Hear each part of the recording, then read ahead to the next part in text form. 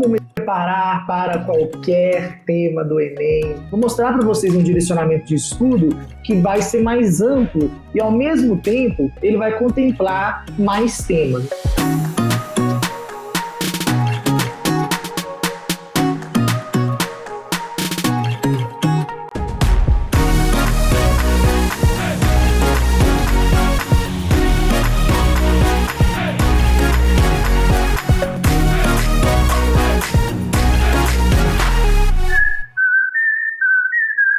Opa! Bom dia, pessoal! Como é que vocês estão? Espero que todo mundo bem. Como me preparar para qualquer tema do Enem?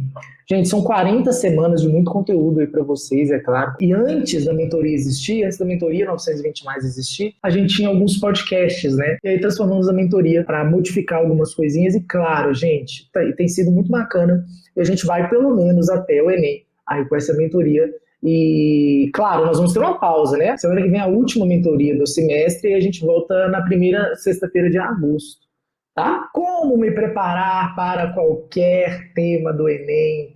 Eis a pergunta. Gente, quero fazer uma pergunta aqui para vocês. Vocês que estão aí hoje, qual é o tipo de tema assim, que vocês têm mais dificuldade? Se vocês já perceberam que determinado assunto vocês não sabem falar, eu preciso muito que vocês saibam esse diagnóstico, se vocês têm aí noção de quais temas vocês estão indo mal, ou se é justamente aqueles que caem ali, daquele assunto ali para vocês e fica por isso mesmo. Por quê? Porque a gente vai entender nessa live que é muito importante a gente fazer um diagnóstico disso. Eu vou ensinar a maneira mais correta da gente fazer esse diagnóstico. Ou seja, nós vamos olhar para diversos temas oficiais, nós vamos identificar ali um traço importante para nos prepararmos aí melhor. Ou seja, nós vamos analisar alguns anos anteriores das provas, identificar qual que é o eixo central ali daquele tema, bater com os anos anteriores e tentar não, né? Vou mostrar para vocês um direcionamento de estudo que vai ser mais amplo e, ao mesmo tempo, por ser mais amplo, na verdade,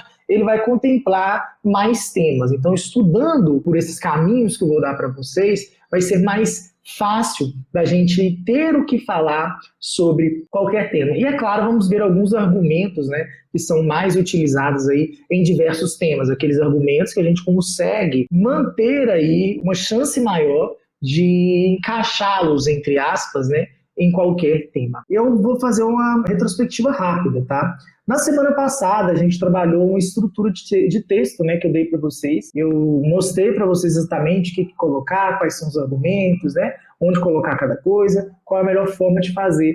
Inclusive, na semana passada, né, a gente então falou sobre a receita de redação. E aí, nessa receita, eu critiquei, né, várias coisas aí. Nós analisamos algumas receitas prontas de redação, algumas inclusive até com erros de gramática, né? Então já seria penalizado aí na competência 1. Então nós vimos vários problemas ligados a essas receitas e eu mostrei para vocês, na verdade, um esqueleto, né? Uma coisa que eu gosto, um jeito mais fluido, né, de fazer um texto, né? Então lá na introdução eu falei, a gente coloca isso, isso, isso. Lá no desenvolvimento vocês vão colocar isso, isso, isso. Lá na conclusão, vocês vão fazer dessa e dessa forma. Tudo isso aqui baseado não em receita, não com argumentos prontos, não com repertórios prontos, mas isso aqui avaliando essencialmente, tá, a estrutura.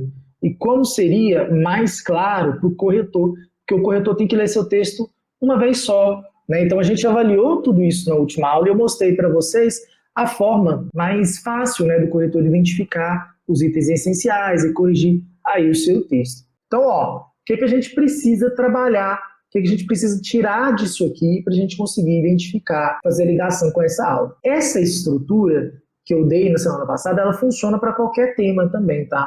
Então, a gente pode utilizar ela para qualquer tema, levando em consideração que a gente precisa ter estudado algumas coisas anteriores a isso, né? Tipos de tese, tipos de introdução. Nós fizemos uma aula sobre proposta de redação. Tudo isso que eu dei na última aula precisava desses conhecimentos, então não é uma receita, como eu disse, tá? É apenas uma sugestão estrutural de como organizar isso. Então, gente, o primeiro ponto que eu quero falar com vocês, olha aqui, o monstro saindo da aula, da jaula.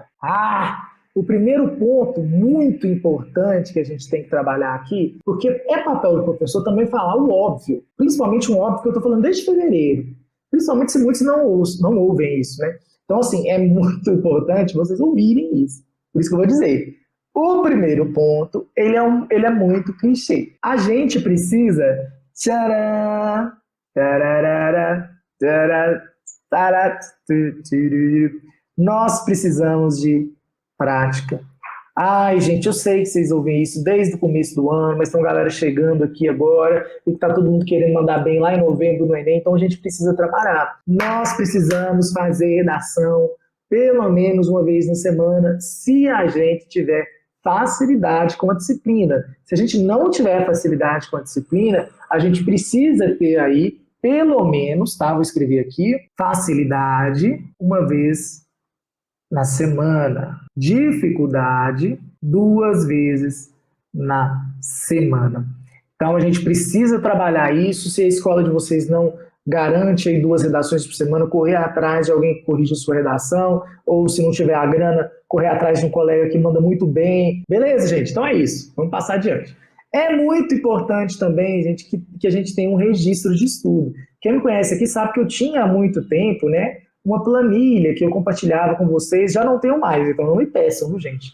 Já era. Nessa planilha a gente conseguia manter os registros, né, sobre os temas e sobre, né, os eixos de estudo aí de redação, conseguindo colocar aí alguns argumentos nessa planilha e alguns repertórios, né? Então assim a gente ia mantendo esse registro, porque ao manter esse registro a gente consegue pesquisar isso facilmente depois da produção já feita, na hora que você estiver estudando a correção, beleza? Para a gente aprimorar essa bagagem cultural. Então nada de registros de caderno, nada de registros, né, colocar aí no Notepad, alguma coisa nesse sentido. É preciso que tenha aí um lugar que não se perca e principalmente um lugar fácil, porque, por exemplo, na planilha a gente consegue dar um Ctrl F e achar facilmente. O caderno, a gente ia ter que ficar lá procurando, né, e tem risco também, né, do cachorro comer alguma coisa nesse sentido, tá bom? Então o registro é muito importante. E essa aqui é a parte que eu também já falei muitas vezes aqui, né,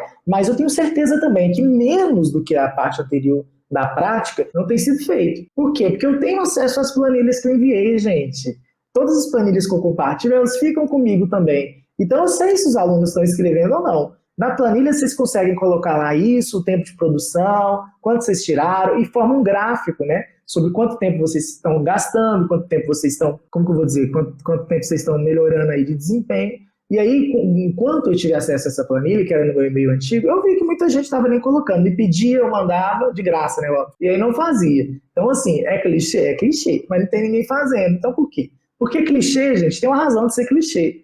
Geralmente funciona. E aí, por ser muito básico, as pessoas falam, quero não. Para quê, né?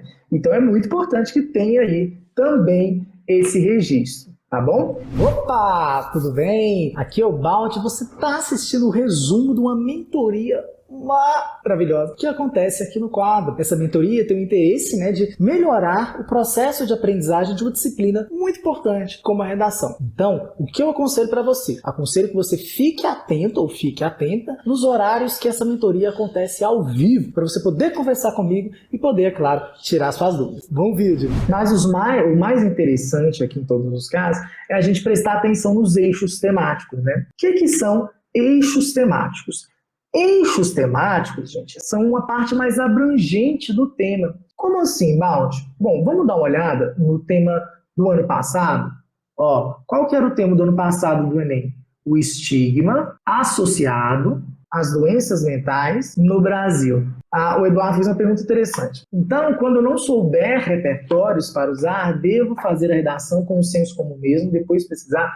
Exatamente. Se você não sabe fazer aquela redação, possivelmente no dia do Enem também você não vai saber. Você treina seu jogo de cintura e busca na sua bagagem própria que você já tem internalizado em você, e depois, quando sua redação chegar da correção, você pesquisa e aprimora esse conhecimento com base no registro, tá? É muito importante, por quê? Porque o jogo de cintura é tudo que vocês têm. Tudo que vocês têm na hora da prova é o jogo de cintura de vocês. Eu sei, eu errei aqui, o que eu faço?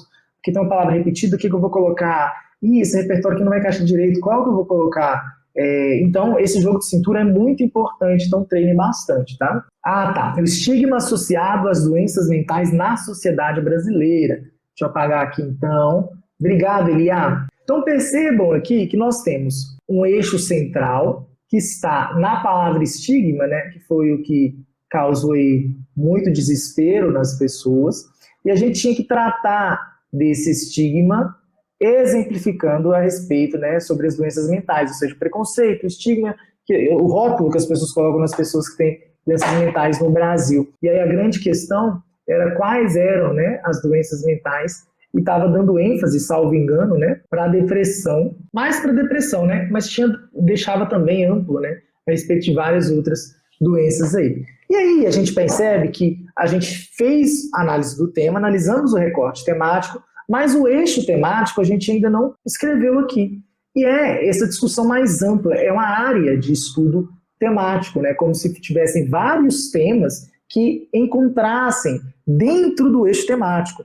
Então é como se o eixo temático fosse, sei lá, um conjunto maior e os temas fossem vários conjuntos menores. Percebam? Vamos dar uma olhada nisso? Como é que isso funciona? Então, o estigma associado às doenças mentais na sociedade brasileira.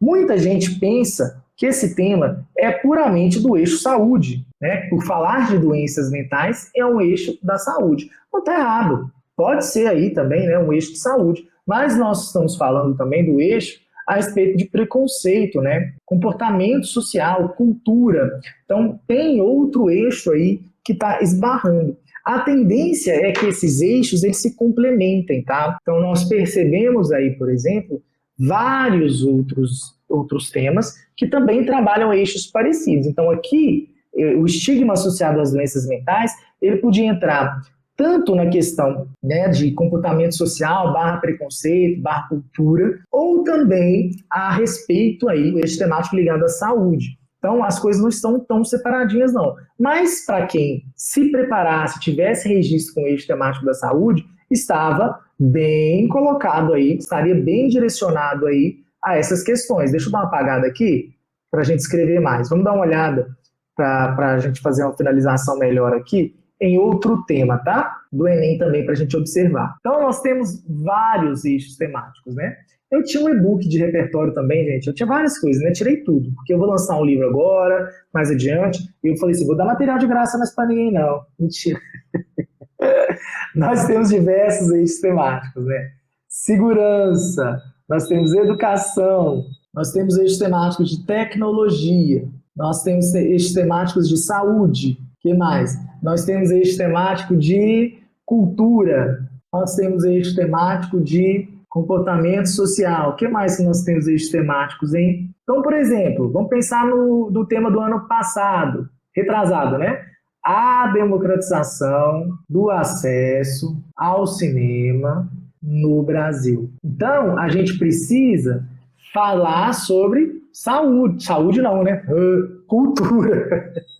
Nós precisamos trabalhar sobre o eixo da cultura. Então, quando vocês estiverem lá organizando os seus registros, eu falei sobre esse tema. Ele está dentro do eixo temático de cultura. Quais foram os repertórios que eu utilizei? Sei lá, vamos pensar aqui, Constituição Federal. O que mais que a gente pode colocar aqui? A gente pode colocar a Constituição Federal, a gente pode fazer uma alusão histórica, né, sobre colonização, para falar sobre a desigualdade social. Por quê? Porque o tema ele tem um recorte temático aí mais ligado a isso. Nós podemos falar também, eu falei, né, sobre o discurso da Viola Davis, né, então aí a gente coloca dessa forma. A gente coloca o tema dentro do eixo temático, e aí a gente pode pensar em quais argumentos. Então aí a gente coloca aqui desigualdade social e dificuldade de ascensão social, por exemplo, como os argumentos, e aqui os repertórios, tá? Todo tema a gente vai fazer isso, toda semana vocês vão fazer isso, coloca lá na planilha bonitinho, porque assim vocês vão saber. Vamos pensar então sobre, que a gente pode colocar, pensar sobre a cultura do estupro, um tema super polêmico, né, e super importante. A cultura do estupro não está no eixo da cultura, né? Está no eixo da segurança. E a gente pensa aqui quais são os argumentos, quais são os repertórios. Então, lá na planilha de vocês, ou no caderno, se vocês, né, forem, sei lá, neodentais, né? Como é que fala? Neodentais? Como é que é aquele povo? que vivia antes da gente, antes dos Homo sapiens. Enfim, se vocês forem muito antigos, aí vocês podem ter caderno, né? Caderno consome o quê? Árvores, né? Meio ambiente e tal, efeito estufa, aquecimento global, destruição em massa da população. Então, assim, depende de cada um, né? Então, eu aconselho ficar no digital mesmo, mas vai de cada um. E aí a gente faz esses registros aí bonitinhos para vocês identificarem.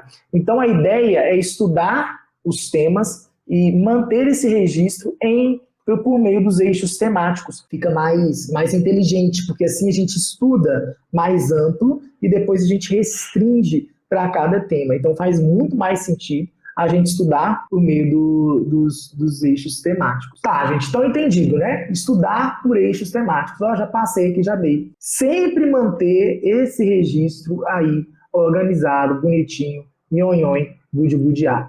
Beleza?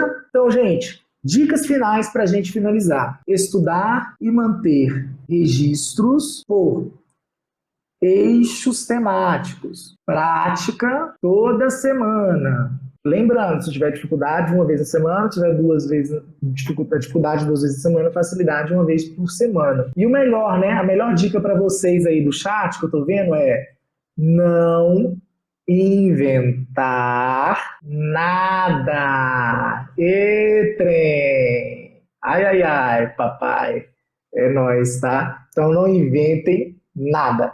Beleza? Era isso que eu tinha para falar com vocês hoje, as dicas para a gente restringir melhor o nosso estudo e ao mesmo tempo aprimorá-lo. Não se tem uma ciência exata de quantos eixos existem. Até a última vez que eu vi, acho que eram 12, não vou lembrar de cabeça. Mas às vezes pode ter até mais. O importante é a gente ampliar essa discussão e restringir em cada tema. Beleza? Então é muito importante a gente ter esse entendimento, porque assim a gente se prepara para mais como que eu vou dizer? Para mais de um tema, né? E é claro, a gente vai ganhar um jogo de cintura maior. Por exemplo, o tema falava sobre cinema, mas você sabe que é preciso que a cultura é um direito fundamental de todo cidadão no Brasil. Então, você sabendo disso, você consegue colocar isso e restringir isso também para o cinema. Ou então, exemplificar essa informação importante com aquilo que a gente está trabalhando. Tá bom? Então, isso é muito importante. Ainda há tempo de fazer tudo isso que eu estou falando para vocês, tá? Então, se vocês gostaram dessa aula, comentem aí, #ValeuBalt. Eu gostei muito, tá? Fiquei muito feliz com a presença e principalmente com a participação de todo mundo. Então, é isso. Abração. Tchau.